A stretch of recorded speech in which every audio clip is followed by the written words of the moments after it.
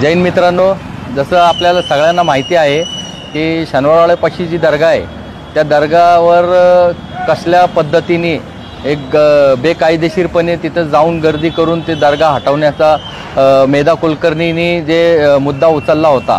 आणि त्याचं कारण काय होतं की शनिवारवाड्याच्या आतमध्ये कोणीतरी नमाज पाठन केलं आणि ती जागा अशुद्ध झाली, म्हणजे नमाज पढ़ने हे अशुद्ध आहे असं त्यांना सिद्ध करायचं होतं। एक नमाज म्हणल्यावर ते एक मुस्लिम धर्माची इबादताची स्थापना करतो तशा पद्धतीने ते आहे।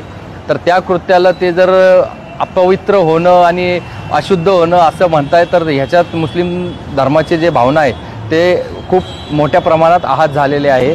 आणि दुसरी गोष्ट, ते जे नमाज पढ़णारी बाई आहे त्याची कसून चौकशी व्हायला पाहिजे, कारण ज्यावेळेस ते तिथं नमाज पढ़त होती तिथं ऊन होता आणि ते ऊन जे डोक्याचं ऊन पायावर पडत होता, म्हणजे ते एक्झॅक्टली 12च्या दरम्यानचा टाईम होता। तर 12 वाजता कुठल्याही प्रकाराची नमाज कोणीही पढ़त नाही, कारण ते जवालचा वेळ असतो आणि त्यावेळेस नमाज पढ़णं ते हराम असतं।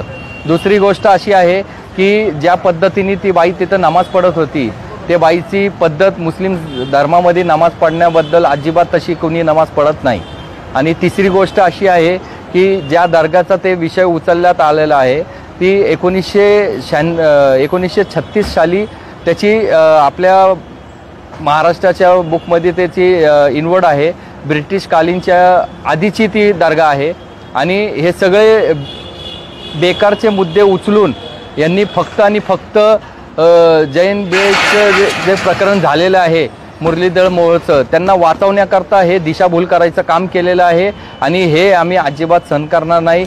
जे पण त्या प्रकरणात आरोपी लोक असतील त्यांना कठोर कारवाई होणे आणि त्यांच्यावर गुन्हा दाखल करून त्यांच्यावर सगळ्यांवर कठोर कारवाई होण्यासाठी आज आम्ही इकडे आलो होतो। आणि आम्ही आज आमची तक्रार जे आहे वरिष्ठ निरीक्षक साहेबांना दिलेली आहे आणि तसं DCP साहेबांकडे पण आम्ही ती तक्रार दिलेली आहे आणि आम्ही लवकरात लवकर त्यांच्यावर गुन्हे दाखल करून त्यांच्यावर कारवाई करून त्यांना तुरुंगात टाकण्याची आम्ही विश्वास ठेवतो की आपल्या कायदा व सुव्यवस्था पुण्यात अजिबात खराब होऊ नये त्याच्यासाठी आम्ही हे सगळं करत आहोत।